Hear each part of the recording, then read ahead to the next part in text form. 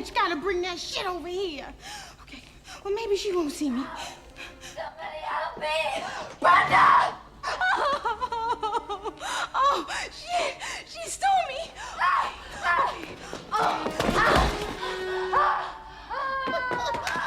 Thank you, you! Okay, now let that shit just mutilate her white ass and leave. Please die.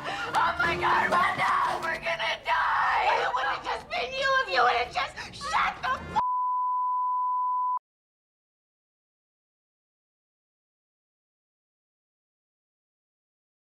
Someone's coming!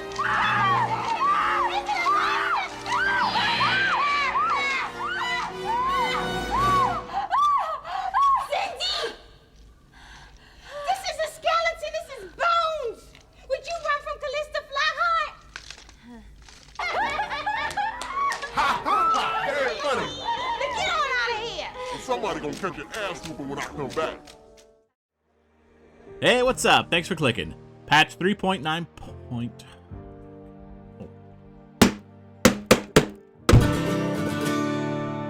There we go. It's finally here. Fractured Sanctum, the new dungeon you've been hearing mumblings about, has finally released. While patch 3.9.0 also brings some big changes and fixes, I'll be diving into those later on in the video, so we can jump straight into the good stuff. Let's talk about this stuff. Real quick, just before we start real fast, I highly recommend you queue up for a round of it yourself, just so you can experience it firsthand. Throw on your best gear, pick your strongest hunter, and walk straight in there and see what's up. It's kind of like a rite of passage, to be honest. It's something to experience. Once you've taken a few cracks at it and you're ready for that much-needed Gatorade break, come back here and start this bad boy back up, and we'll get started with the explanation. Fractured Sanctum is the new endgame dungeon built for 2-player, 20-minute co-op progression, and it's hard. To start with, in order to even be eligible to get inside the dungeon, your account needs at least 10 million trophies, a gear score of 17,770, and 7 Awakened 2 hunters. Now for some context, hitting the gear score requirement in this example meant equipping 5 level 10 Titan pieces and socketing 19 level 7 stones.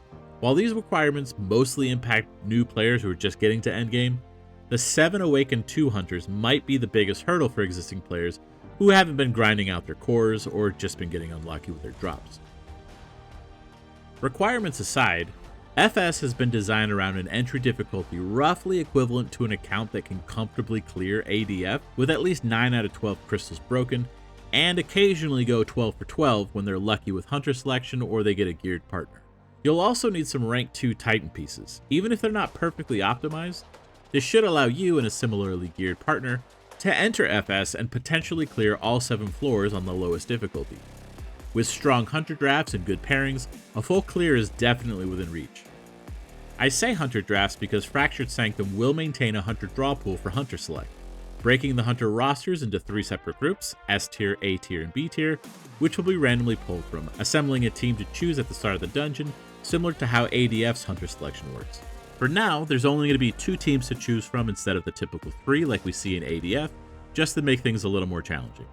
If this does end up being too much of a pain point, this will be reverted back to the typical 3-team roster. In addition, these teams will rotate through new selections based off of a timer, which will end up being displayed in the menu for easy reference as soon as the feature gets added. Or you can simply clear one of the floors to clear out the roster and get new selections just like you would do in ADF. The dungeon itself keeps the 3 crystal per floor design with a small change. You no longer have to break at least 1 crystal to fight the boss and to clear the stage. This means that there are now 4 different difficulty levels per floor, with each crystal broken increasing the difficulty of the stage and all the ones that come after it. These bonuses vary depending on the enemy type, but bosses will gain 910% of their base health with each crystal destroyed. On top of that, Fractured Sanctum has 7 floors to clear instead of ADF's 5, so the difficulty ceiling scales even higher than the last tier of content. And when I say higher, I mean much, much higher. Reaching the max crystal count on FS will be a very challenging feat, even for players with max rank gear and stones equipped. These 3 crystals are all located in the graveyard area before the bridge. 2 will spawn randomly in any of the 4 corners of the graveyard, while the 3rd will always be found in the center. The health of these crystals will be dictated by the modifier for them on each floor, displayed on the resistance menu before the start of each round. Fractured Sanctum also introduces a looming threat in the form of 2 hidden timers. After the first 60 seconds of a round, and then again 60 seconds after that, monsters' base health and damage will increase by 30%.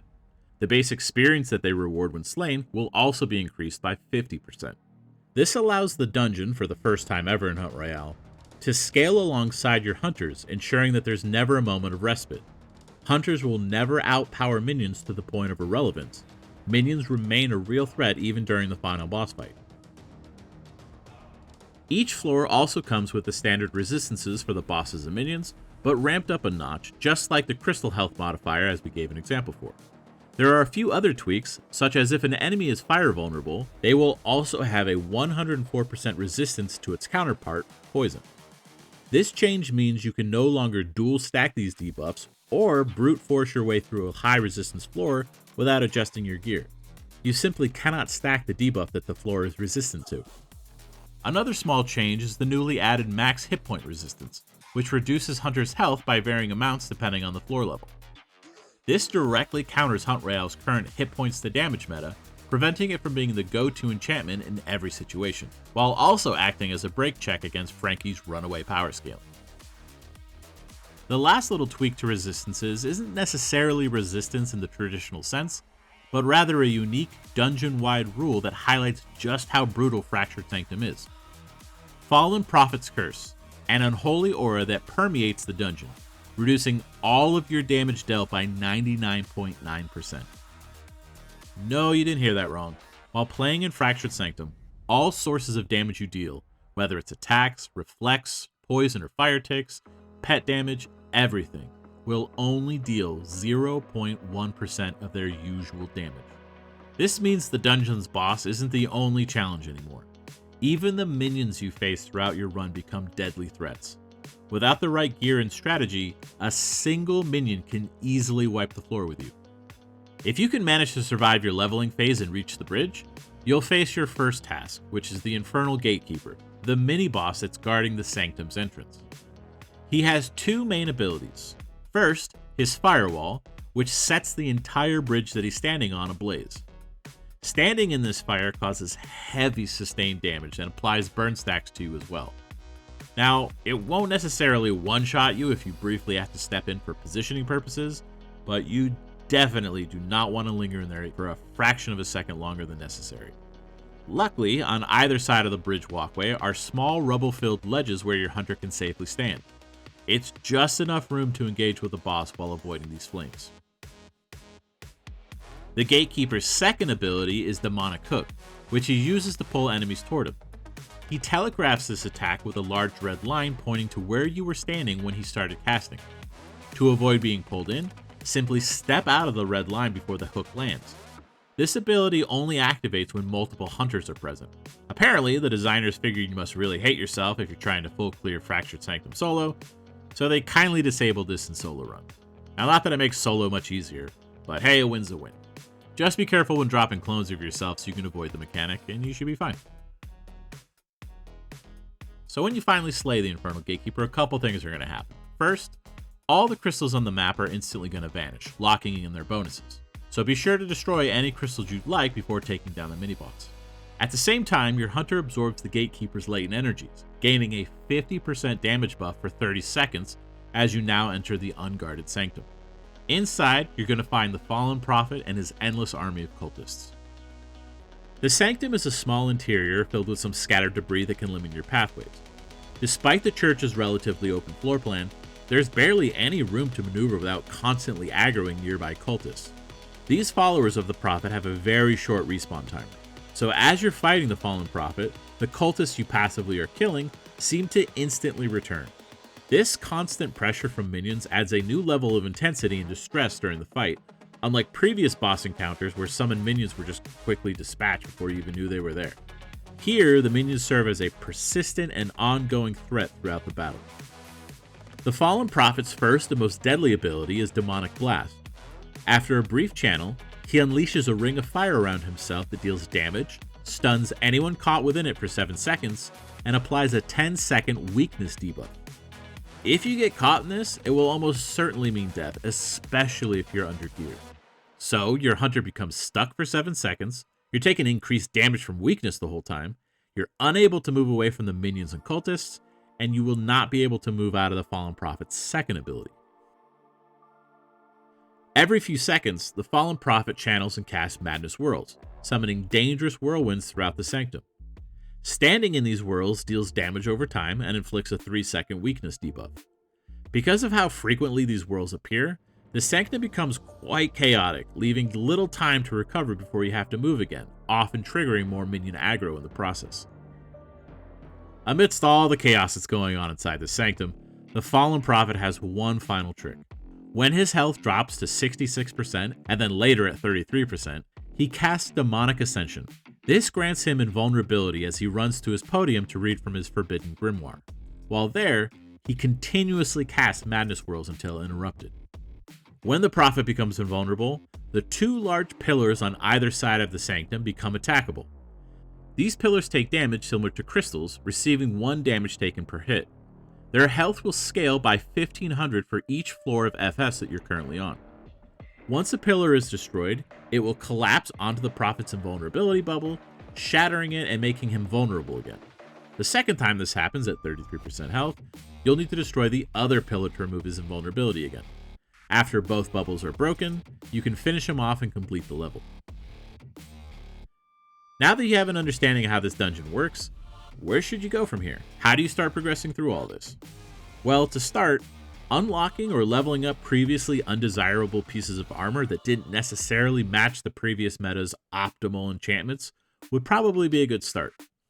Now, I unfortunately have to keep things pretty vague here, as I am aware of the metas that evolve throughout the testing process, and honestly, the team just kind of feels like it's more important for the community to have their opportunity and fun to go through all this and figure it out themselves. But one thing I will say when you're just getting started and you're trying to figure out what item enchantments to use, if you don't have like the best gear so far and you're just trying to figure out what you should put together, my rule of thumb would be to just level up any pieces you think might be beneficial to rank 2, just to get the benefits of whatever those enchantments might be, even if they don't end up being the quote-unquote meta in a couple of weeks. Any small boost that you can get out of the gate to get you into the dungeon and start collecting resources is the right way of going about this. And why is it so important to get into the dungeon? Well, first of all, it's new and it's fun, so you should be able to get in there. But the other reason is just because the brand new Power Stones that just dropped.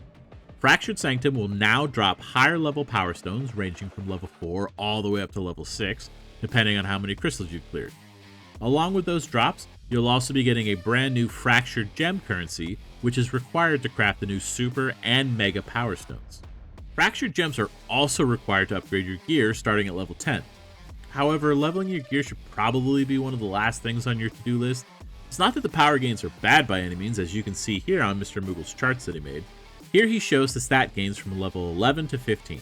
He also went ahead at the bottom and tallied up all the bonus damage you'll get from a piece of gear when fighting against an undead target, assuming there's a 21% undead resistance, which seems kind of common. Again, the gear is great, and you're basically doubling your damage with each piece that you upgrade. But the investment, both in resources and time, is very high. And at the start of this patch, I'd simply recommend focusing your time and resources on unlocking new ranks of Power Stones, as their benefits speak for themselves. Since you're going to end up needing a ton of these stones for all your different gear sets, it's just tough to justify spending on anything else for a while. And speaking of efficiency, here's a small tip for when you start crafting your stones. Early on, your resources are going to be very limited. It might be a smart move to just focus on crafting a bunch of super stones first, rather than rushing any mega stones. Now, while I probably shouldn't reveal which stones to craft first and which ones to prioritize, here's going to be a completely unrelated example of how to craft power stones so you can get the feel for the process, wink wink. Start by navigating to your Power Stone menu and select the Merge button at the bottom of your window. This brings up the brand new UI for merging stones. At the top, you're going to see all of your available raw level 7 stones and any super stones that are ready to be merged that you might have. The first stone you select goes into the primary slot. Any stone placed here will retain 100% of its value after merging. This applies to both raw stones and super stones if you want to merge those. The second stone you select will go into the secondary slot, makes sense, which will only ever retain half of its current value after merging. In this example, I placed an undead stone in the primary slot and a red stone in the secondary slot. Below you can see the cost to merge these stones, along with the projected stats of the resulting stone for both offensive and defensive purposes. As you can see, the undead stone in the primary slot is retaining 100% of its value, which is shown on top, while the red stone in the secondary slot only contributes 50% of its original value, shown below. If you swap the two stones, the projected stats at the bottom will update accordingly, reflecting the new effectiveness of each stone's placement. Once you've decided which stones you want to merge, hit the merge button. This brings up the merge summary screen, giving you one last chance to review your choices. If everything looks good, just press confirm and create your new stone. Now after creating this stone, you'll notice a new option at the bottom of the stone's window, Shatter. This allows you to undo the merge and recover your 2 original level 7 stones. However, Shattering does come at a cost. You'll need to spend additional fractured gems, and also you will not be receiving back any of the currency used to craft the original Super or Mega Stone. While it's expensive, it's a much better alternative than permanently losing valuable level 7 stones. Now let's say you want to craft a Mega Stone. The process is going to be nearly identical to crafting that of a Super Stone. Start by selecting your Super Stone for the primary slot, and don't worry, Super Stones can only ever be placed in the primary slot, so there's no way to mess this up. Then pick any raw level 7 stone you'd like to put in the secondary slot. Since your Super Stone is in the primary slot, it's going to retain all of its merged stats, aka 100%. In this example, that includes the full power of the 100% undead stone and the 50% of the red stone that we previously merged. The raw level 7 purple stone placed in the secondary slot will only contribute 50% of its value as expected.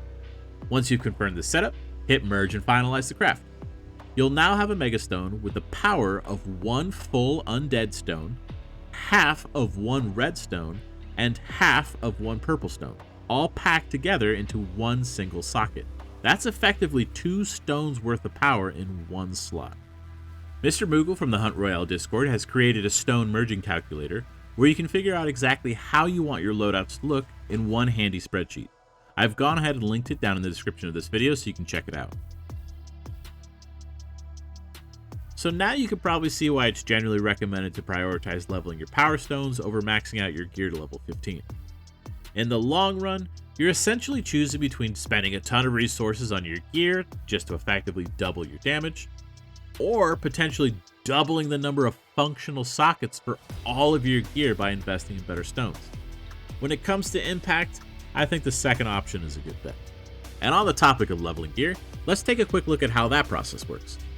Once a Titan piece of gear reaches level 10, new upgrade costs are introduced. To go from level 10 to 11, you'll still need Dark Forest gems, but instead of Legacy Dungeon gems, you'll now need the newly introduced Fractured gems. Additionally, each upgrade from 10 to 15 will require one schematic that matches the item's enchantment. So for example, if you're trying to level an Ignore Resist weapon, you'll need Ignore Resist weapon schematics, one for each level, meaning 5 total going from level 10 all the way up to 15. As you push your gear higher, the upgrade costs will escalate very quickly. Here's a breakdown of the required resources and stat gains from level 11 to 15 just so you can see them. While the stat increases are certainly meaningful, the rising cost and demand for rare materials make this an investment you'll likely want to save for once your power stones and general setup are already in a solid spot. The next several weeks promise to be an exciting period of experimentation and rediscovery in Hunt Royale as players revisit old strategies, such as damage reflect builds, focusing on poison and fire tick control, bringing back dodge-focused defensive stones. All this while also exploring new possibilities with enchantments like Death Touch, unique perks Ignore Resist, Life and Death Fest, and not to mention the all-new Hex enchantment that debuffs the target for 3 seconds, which increases poison, burn, earth, and blast nova damage by 50%, scaling all the way up to 250%. Now, as I said earlier, I do have to be a bit dodgy when it comes to sharing secrets, but the boss did say I could give a hint to a secret vanity achievement for players to discover somewhere in this video. But, on that note, here are some random tips that I can share with you. Not the most game-breaking, but could be useful to hang on to. Tip number 1. One-shots can happen quite regularly to you in Fractured Sanctum if your setup isn't properly prepared. You can't beat the dungeon if you're dead, so maybe that would be a good thing for you to address early on in your adventures in FS. Damage reduction cap is 90%, just throwing that out there for whoever needs to know. Number 2, need more Fractured Gems? Clear your first level 7 Fractured Sanctum run to unlock the ability to purchase more Fractured Gems with your green gems. Number 3, leading minions away from congested areas such as the Sanctum might be a useful tool when you're just starting out. Aggro as many enemies as you want, and then run them off into a corner somewhere, and then just let them kill you. They'll de-aggro and stay out of your way. I call this parking the mobs, and this is rarely necessary as you typically want the XP of those mobs, just something to keep in your back pocket if you're struggling in the Sanctum and getting overrun. Number 4, evading the boss's never-ending madness whirls can get a bit annoying, but Dodge Chance allows you to avoid this damage altogether.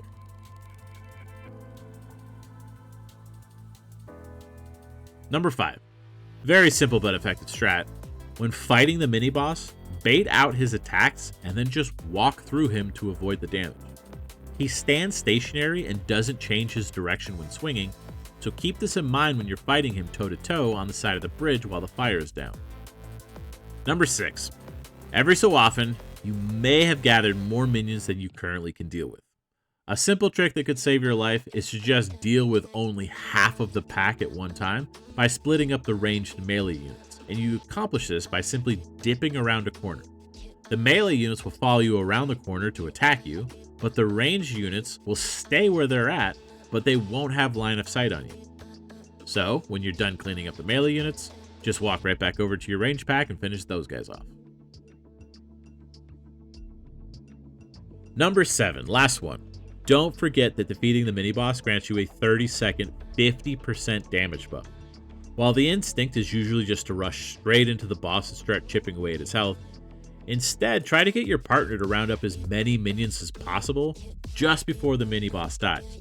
That way, you can make full use of the bonus damage to quickly clear out all those minions, picking up a nice chunk of XP before you start running in and fighting the boss.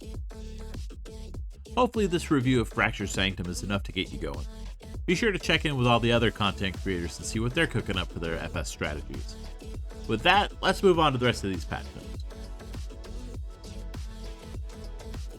First up, we have the return of the Pirate event, complete with new skins for Centipede and Watercat, as well as the typical Vanity Chase items. We have a few pet updates here, so I'll just group them all up. To start with, you can now give custom names to your pets. Simply navigate to the pet window and press the pencil button next to their name and enter whatever you'd like. Next up, we have a massive quality of life addition in the form of stances for our pets. In-game, you'll now see a paw icon to the left. This is a new toggleable ability that will set your pet to an aggressive or passive state, aka pet attack.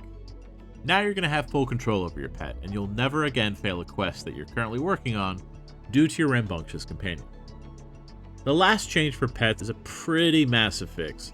It was thought that pets could never interfere or interact with a hunter's poison or fire debuffs, but that was found not to be the case. They were absolutely jockeying for control of those damage ticks, and most likely severely limiting a hunter's DPS output this entire time.